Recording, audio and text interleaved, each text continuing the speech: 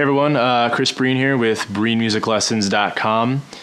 What I want to talk about in this video is the minor pentatonic and the minor blues scale.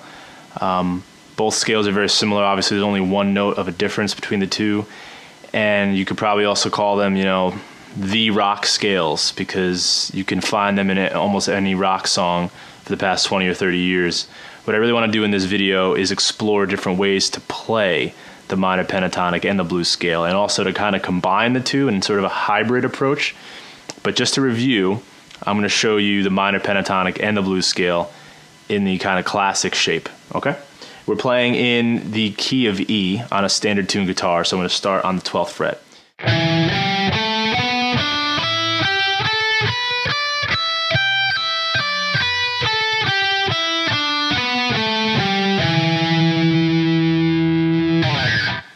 And here is the minor blues scale.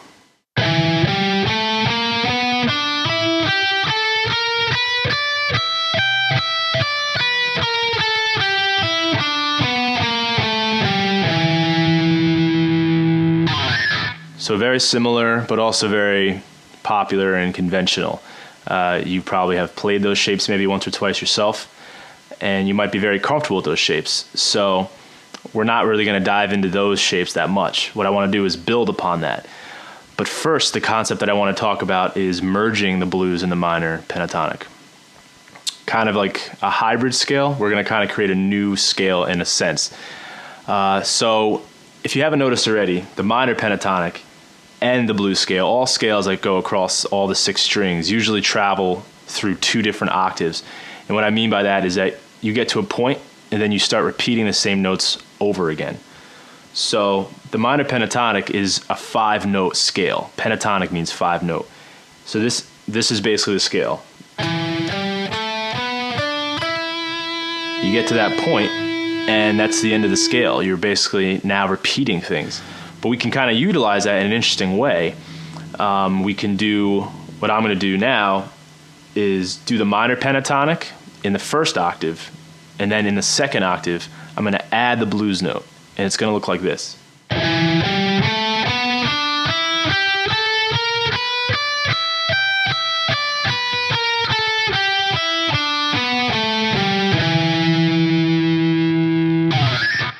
Now on top of that, we're going to create a 3-note per string pattern, which is kind of cool because it'll give off the illusion that there's more notes in the scale than there actually are. So here is the 3-note per string shape for the hybrid scale. We're still doing minor pentatonic in the first octave, and then the blues scale in the second octave.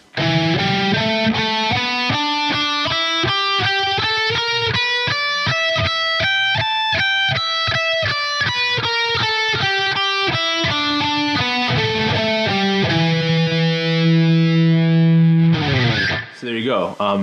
Right then and there, it already kind of sounds like if you played that fast, you could tell it would give off that sense that you're running through, a very complicated scale run, or, a big wide open scale.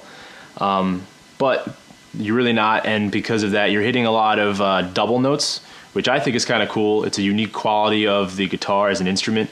You can't hit the same note in the exact same pitch on the piano, for example. So in this shape, right there, that's the same note, same pitch. Same note again, or same pitch and same note.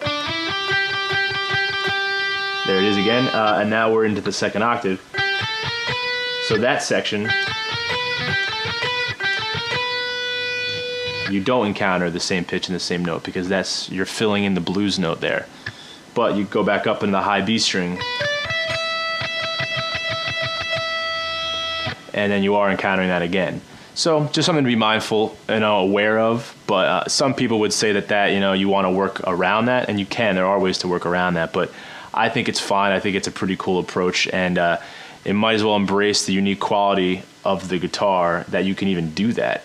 You can't do that on other instruments. The other kind of twist to this is now we're going to play in drop D. Here is the new shape.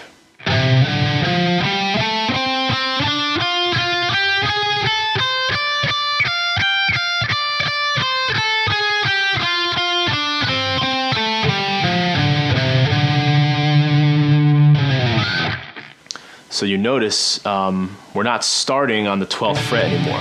We're starting on the 10th fret of the low, what was the low E string, which is now, I guess, technically the low D string. So you're not starting off on the root. You're starting on the last note in the scale, which for theory people out there is the flat 7th, the minor 7th note, right before the root, which is okay. You're not even going to notice this. This is kind of meant for, speed runs and things like that. But that's cool too, because now for the 6th, the 5th, and the 4th string closest to you, you have the same finger pattern. You have your index finger on the 10th, your middle finger on the 12th, your pinky on the 15th. And that's the same for the first 3 strings closest to you that you're playing in the sequence. And then now the top is the same as last time.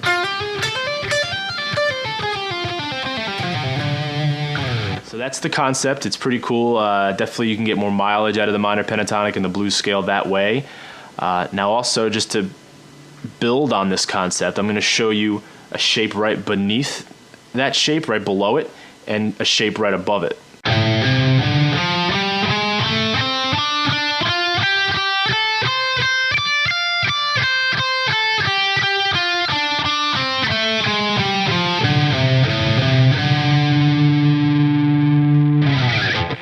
So you can see now that that blues note is now down here. So that is the shape below, and here's the shape above, and we are starting again on the 12th fret.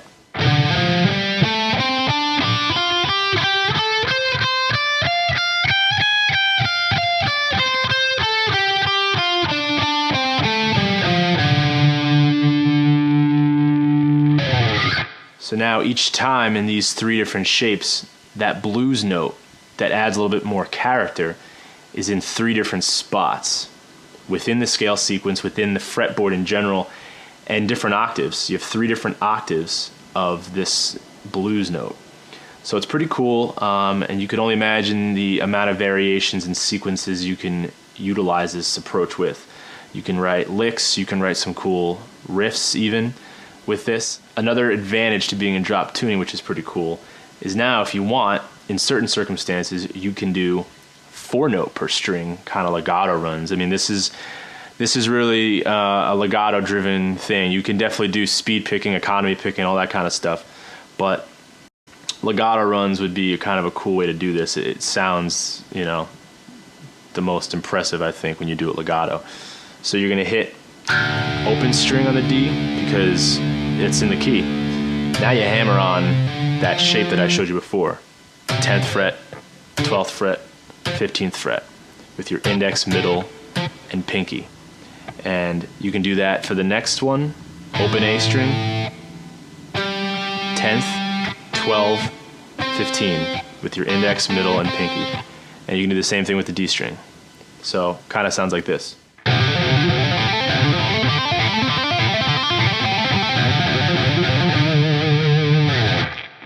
So that's really cool. I mean, that obviously adds a lot more mileage to this concept. You're just adding notes at this point, but you're really not. Like I said, it's kind of all an illusion.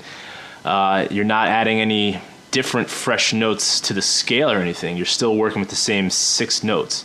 And that's the interesting thing to kind of get your mind wrapped around, is that with everything that I've showed you, you're only playing 6 distinct notes in just repeating fashion or lower and higher octaves.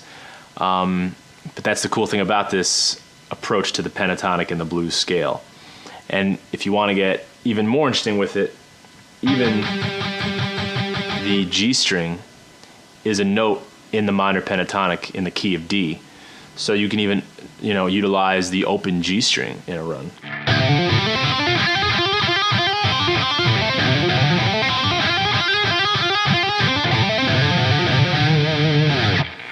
So there you go. A lot of cool different ideas, a lot of different things you can do with this. If you need any more information, please go to breemusiclessons.com, and I'll see you in the next video.